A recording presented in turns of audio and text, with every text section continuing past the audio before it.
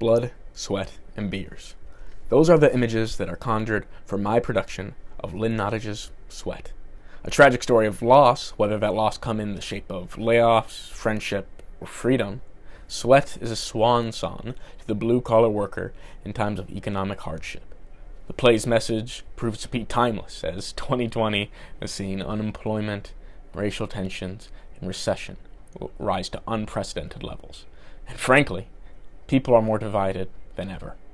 And in this play, where best friends are divided, workers are divided, and a literal picket line divides scabs and strikers, this play truly speaks to our time. Even disregarding the, albeit unfortunately, relatable themes to our time in this play, Lynn Nottage's realistic and distinct characters makes this play one of my personal favorites. Nottage was able to craft these vivid characters by truly immersing herself in this play's setting. She spent over 2 years in the town of Reading, a small steel town in southern Pennsylvania. In that time, she learned the struggles and stories of its people. Location and story are deeply intertwined in the case of this play. It's hard to imagine what altering that location might look like. While the play may be centered completely around the struggles of those in Reading, Pennsylvania, its messages can be applied to so many other working-class towns in the United States. On a more micro level, the specific set of Stan's Bar can be found in countless cities across the U.S. As Oscar Wilde once said, work is the curse of the drinking classes. And you can find one of these centers of community for the cursed right here in Champaign, Illinois. The Illini's own Murphy's Pub is a local hotspot for students and residents alike. I would know because I've worked there for the past 2 years. In that time, not only have I become extremely familiar with the layout of the bar, I've also seen the many faces of people who have come through those doors. As we discussed in our first site-specific performance lecture regarding Marvin Carlson's Places of Performance, we must consider a venue's location in a societal center, i.e. the city. And not only does Murphy's exist as a communal center, as a bar and restaurant, it also exists as a geographic center in both the city and smaller campus town.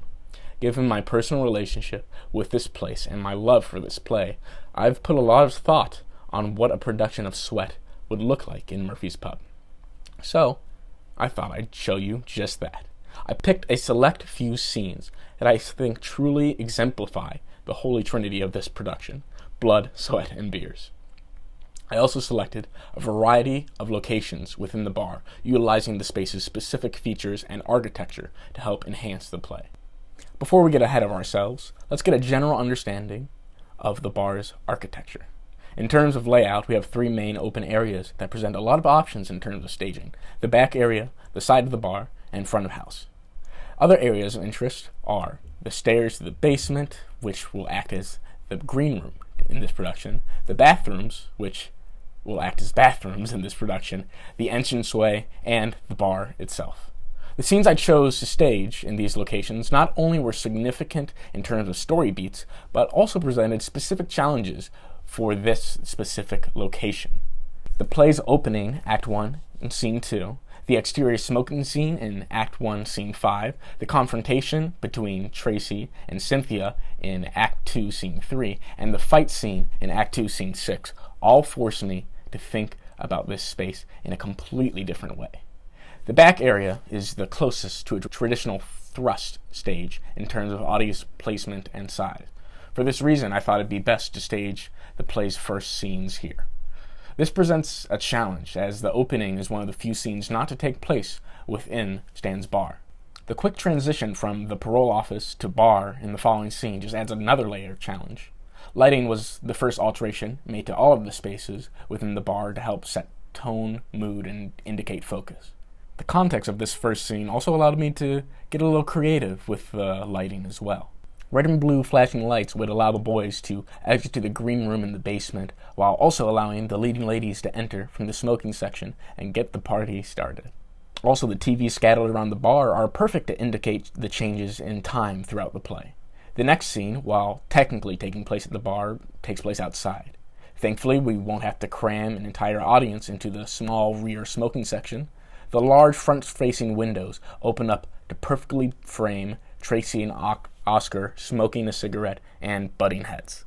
In the next scene, we take a glimpse at Stan's domain, behind the bar top. The open area is perfect for sightline, staging, and transitions. Stan technically never has to step out from behind the bar. All he has to do is duck his head down for any scenes he's not in. Unfortunately, the first and only time Stan steps out from behind the bar is the climactic fight scene that sees him gravely injured. This scene in particular was a very unique challenge. The main consideration when staging the other scenes was allowing for a variety of sightlines to accommodate the bar's unique layout. However, sporadic audience placement makes it easy to spot the clearly fabricated blows and naps in this fight scene. Thankfully, the site's architecture once again provided a unique solution. A half wall runs the length of the short entranceway, and a pillar obscures sight lines, making the job of the fight choreographer much easier. The amount of considerations that had to be made for these renderings greatly surpassed my expectations. In the end, it helped me truly understand a question I've had about site-specific performances from the very first class. How can we make the audience, in this case me, view a very familiar space through a new lens?